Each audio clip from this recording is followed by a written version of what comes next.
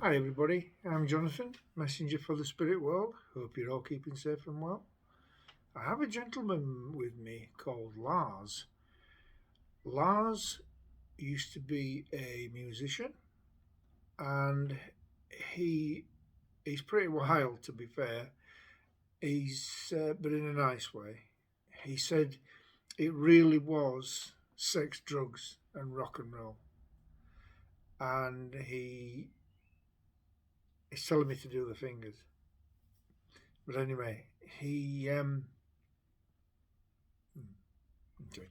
He's I don't know why, but he's drawing my attention to his leather trousers and a belt which had um, bright chrome rings on the side of this belt, and he said, right, he said all the young ladies liked these trousers. He was very trim, and he's a real character, and I quite like him actually. He said that he used to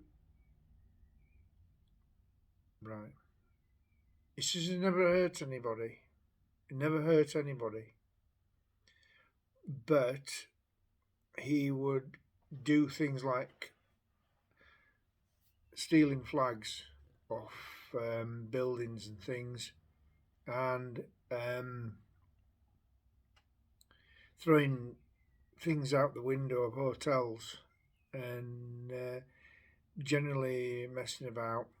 He mm, right. He's saying that there were his bandmates, although he played for many bands. His bandmates used to say they will find him one day with a goat. It wouldn't surprise him if he had a goat one time in the hotel room. This is obviously a joke between them, so that's what he's saying. He said he used to have to put talcum powder on his legs to get these leather trousers on because they were that tight. He says they were great, and he toured all over Europe. He's actually from Europe, but he's from sorry. He toured all over Europe, and he toured. Right, okay, so tried it in America, but they they weren't that big in America. Um, right, okay, right.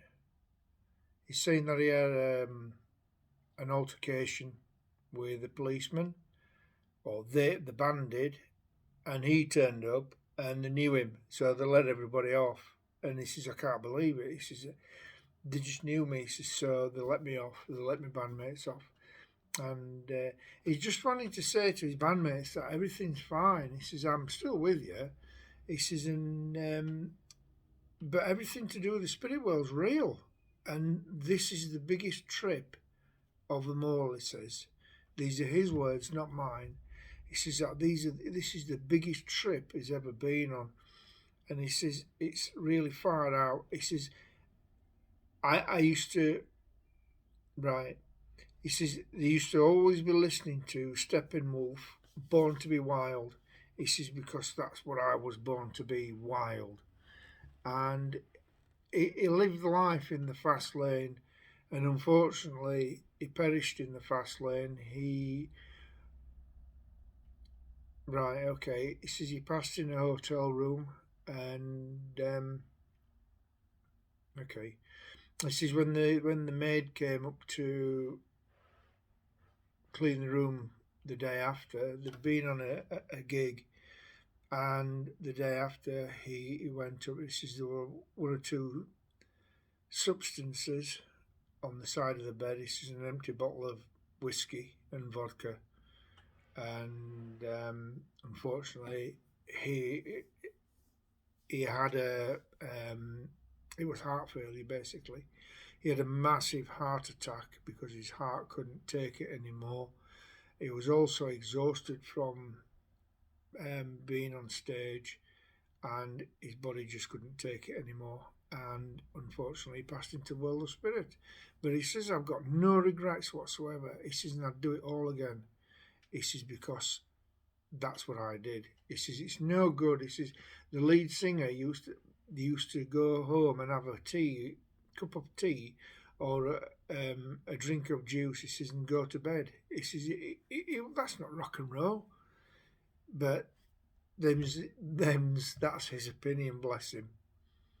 So he says he wish you were doing it now. He says because it's even wilder now, and it's really, yeah, okay. And he is really, he's following everybody around. Wherever there's rock music, you'll see him, or you'll feel him, and he just likes to be around all that type of thing, same as I do.